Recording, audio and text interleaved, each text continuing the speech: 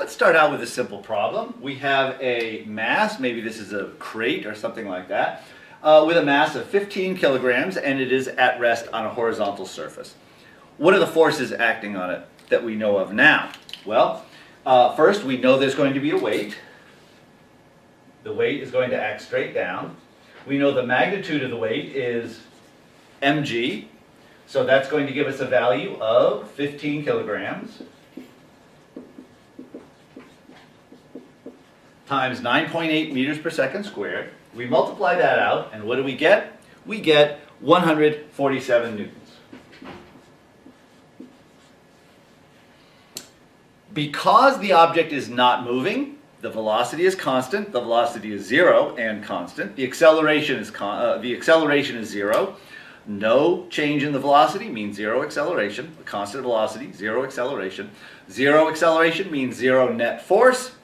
If we have a downward force acting on the crate, we must have an upward force acting on the crate, and that is coming from the normal force. So we have a normal force that must also, in this case, equal 147 newtons. There we go. Now let's imagine that we come along, and so far, those are all the forces. Those are all the forces acting on the crate. Weight down, normal force up. But let's imagine that we come along and we start pushing on the crate. And we apply a pushing force of, let's say, 100 newtons. What happens? Does the crate slide or not?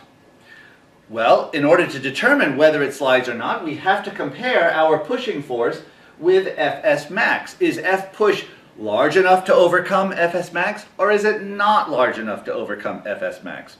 Well, to determine Fs max, we need to know the coefficient of static friction. Well, let's put in some coefficients of friction here. Let's imagine that mu sub k is 0.150 and mu sub s is 0.200. I just kind of picked these numbers, but always mu s is going to be larger than mu k. Okay, how do we know that? Well, because if you push on something, you have to push on it a certain amount and then it will start to slide. But you can't have to push it harder to keep it sliding than you would to get it started. To keep it sliding, you can't have to push harder than you did to get it started sliding, right? That makes sense physically. So it turns out that what happens when you push on something, and you might have noticed this, you push on it, finally it starts to move, then you actually don't have to push as hard to keep it moving. So to get something started moving is harder than to keep it moving. You have to push harder to get it started moving than you do to keep it moving. And that is because mu s is always larger than mu k. So is this going to move or not? Well, we need to figure out what is Fs max. So what is Fs max? It is, remember, mu s times the normal force. Mu s is now 0.200, unitless, these are unitless quantities, times the normal force. We figured out the normal force is 147 newtons. So we multiply 0.200 by 147 and we get 29.4. What happens? Does the block slide or not? Well, in this case, our pushing force is larger than Fs max can be, so it overcomes the pushing force and it does start to slide. So what happens then? The force that the frictional force that starts to act is kinetic friction. So we have F sub k. Just for a second, let's imagine that our pushing force had actually been less than 29.4. Imagine that we only pushed with a force of 20 newtons. Then what happens? Well, that 20 is less than Fs max, and the crate would not slide. What would the frictional force be in that case? It would be static friction, and the value would be 20 newtons, just enough to balance the pushing force of 20 newtons. But in our case, our pushing force larger than Fs max, so we now have a kinetic frictional force. So what is F sub k? Well, F sub k is mu k times the normal force. which in this case is 0.150 times 147 newtons. We multiply that out, and we get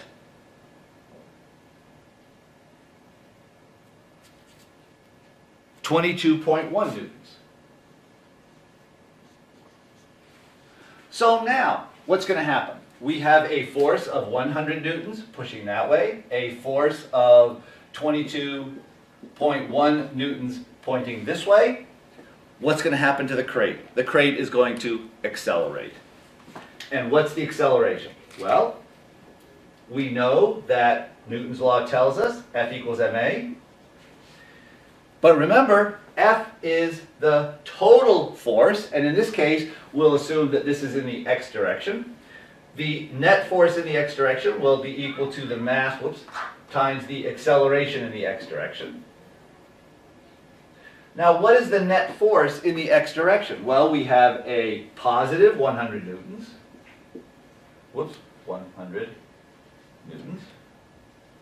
And then we have 22.1 newtons in the negative direction, so minus 22.1 newtons. And this must equal m times a, and m is 15 kilograms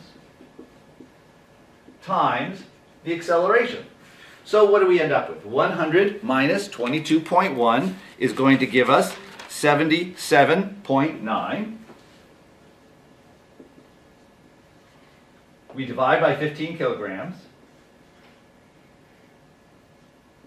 And that gives us the acceleration. We divide that out, and we end up with 5.19 meters per second squared. There we go. Excellent.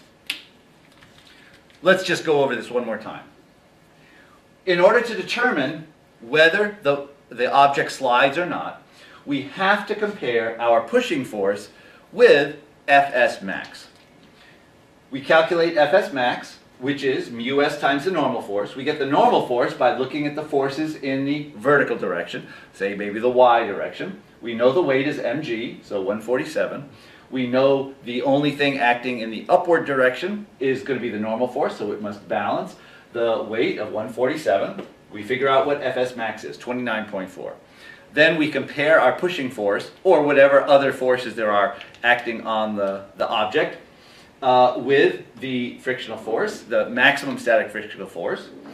If this were 20 newtons or anything less than 29.4, then the pushing force would not be strong enough to get the object moving. The object would remain stationary. The static frictional force would balance whatever forces are acting to the right in this case.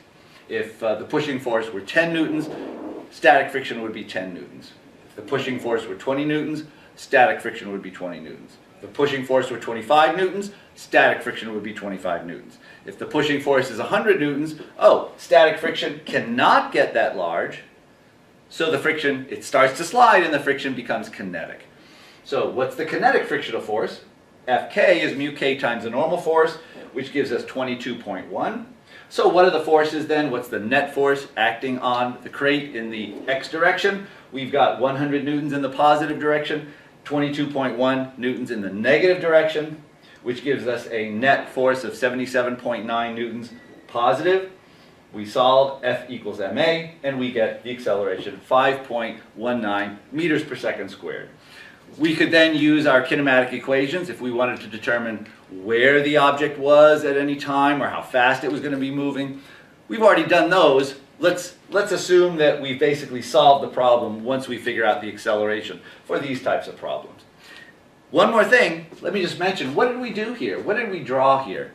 This was our free body diagram. So remember, a free body diagram, a little bit different than the diagrams we were drawing for kinetic problems. Here, we are drawing in all of the forces that are acting on our object.